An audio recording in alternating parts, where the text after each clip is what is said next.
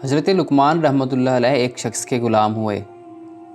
وہ آپ کو بیچنے کے لیے بازار لے کر آیا۔ جب بھی کوئی شخص آپ کو خریدنے کے لیے آتا تو آپ اس سے پوچھتے تم مجھے کس کام کے لیے لینا چاہتے ہو۔ ہر کوئی اپنا مقصد بیان کرتا۔ جیسے ہی وہ آپ کو اپنا مقصد بیان کرتا، آپ سے کہتا کہ اس کام کے لیے لے کر جانا چاہتا ہوں، آپ کو غلام بنانا چاہتا ہوں، آپ کو خریدنا چاہتا ہوں، تو آپ اسے کہتے تم مجھے نہ خریدو تو بہتر ہے۔ آپ ایسے غلام تھے جن پر کسی آقا کی زبردستی نہیں چلتی تھی، لیکن آپ اپنی مرضی سے اس شخص کے ساتھ جانا چاہتے تھے جو آپ کو صحیح مقصد کے لیے لے کر جانا چاہتا تھا۔ ایک بار ایک شخص آپ کو خریدنے کے لیے آیا۔ آپ نے سب سے پہلے پوچھا مجھ سے کیا کام لوگے، مجھے کیوں خریدنا چاہتے ہو؟ اس شخص نے کہا میں آپ کو اپنے گھر کا چوکیدار بناؤں گا۔ آپ نے اس شخص سے زیادہ سوال نہیں کیے، نہ اس سے زیادہ بات کی۔ آپ سمجھ گئے اس شخص کا کیا مقصد ہے، مجھے خریدنے کا۔ آپ نے کہا ٹھیک ہے مجھے خرید لو، میں آپ کے ساتھ جانے کے لیے تیار ہوں۔ چنانچہ وہ آپ کو خرید کر گھر لے گیا۔ اب جس بستی میں اس کا گھر تھا وہاں پر اس کی 3 بیٹیاں تھیں جو بہت گناہ گار تھی، یعنی غلط کاموں میں مبتلا تھی، فاحشہ تھی۔ 3 فاحشہ بیٹیوں کے درمیان باپ تھا، سنتی نہیں تھی، اپنے باپ کا کہنا نہیں مانتی تھی۔ اس کو شک ہوا کہ میری پیٹھ پیچھے غلط کام کرتی ہیں، حرام کام کرتی ہیں، تو مجھے ان کی نگرانی کے لیے کسی کو رکھنا پڑے گا، کیونکہ وہ خود کھیتوں میں کام کرنے کے لیے جاتا تھا اور وہ بیٹیاں اس کے پیچھے یہ کام کرتی تھی۔ اس لیے اس شخص نے آپ رحمۃ اللہ علیہ کو ان کی نگرانی کے لیے رکھا تھا۔ ایک دن وہ شخص جاتے وقت دروازہ بند کر کے آپ رحمۃ اللہ علیہ کے پاس آیا اور کہا کہ گھر میں میری بیٹیاں موجود ہیں، میں نے ضرورت کی تمام چیزیں دے رکھی ہیں، یعنی کھانے پینے، کسی کام کے لیے باہر نہیں نکلنا پڑے گا۔ اگر وہ دروازہ کھولنے کے لیے کہیں تو ہرگز نہ کھولنا۔ یہ کہہ کر وہ چلا گیا۔ آپ رحمۃ اللہ علیہ باہر بیٹھ گئے، اللہ کا ذکر کرنے لگے۔ کچھ دیر بعد لڑکیوں نے دروازہ کھٹکھٹاتے ہوئے کہا جلدی سے دروازہ کھولو۔ انہوں نے بہت اصرار کیا، آپ نے دروازہ نہیں کھولا۔ آخرکار لڑکیوں نے پتھر مار مار کر آپ کو زخمی کر دیا۔ آپ کے سر سے خون بہنے لگا۔ آپ نے سارا خون صاف کر دیا اور شام تک دروازے پر بیٹھے رہے، لیکن دروازہ بالکل نہیں کھولا۔ جب مالک آیا تو آپ نے اسے کچھ نہیں بتایا اور نہ ہی کسی قسم کی شکایت کی۔ دوسرے دن لڑکیوں نے دوبارہ دروازہ کھلوانا چاہا، لیکن آپ نے انکار کر دیا۔ انہوں نے دوبارہ وہی عمل دہرایا، یعنی آپ کو پتھر مار کر زخمی کر دیا۔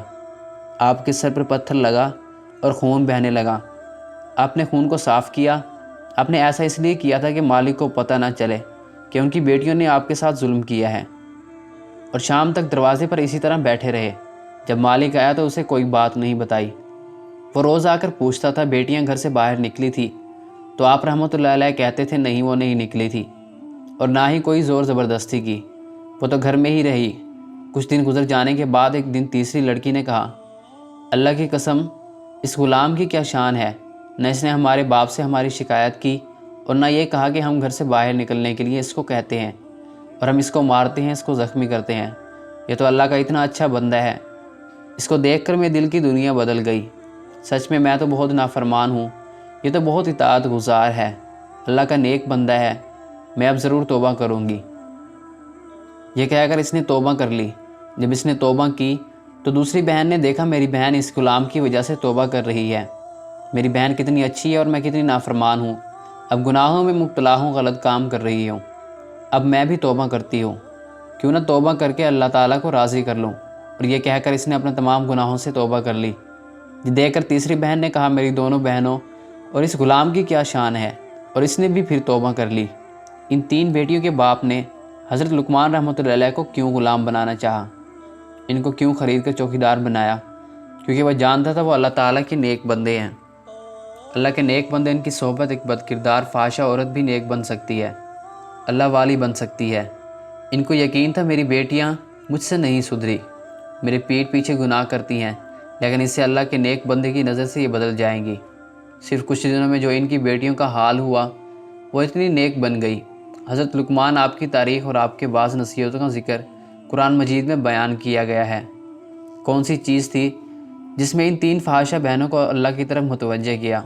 حضرت لقمان رحمۃ اللہ علیہ فرماتے ہیں میں نے اپنی زندگی میں مختلف لوگوں کا علاج کیا، مگر اس طویل عرصے میں نے دیکھا کہ انسان کے لیے سب سے بہترین دوا محبت اور عزت ہے۔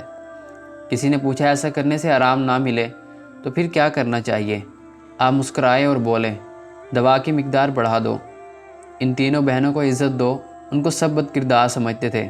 ان کے باپ نے ان پر سختی کی، انہیں گھر میں بند کر کے چوکیدار بٹھا دیا، لیکن آپ نے صرف ان کو عزت دے کر ان کا چوچا نہیں کیا۔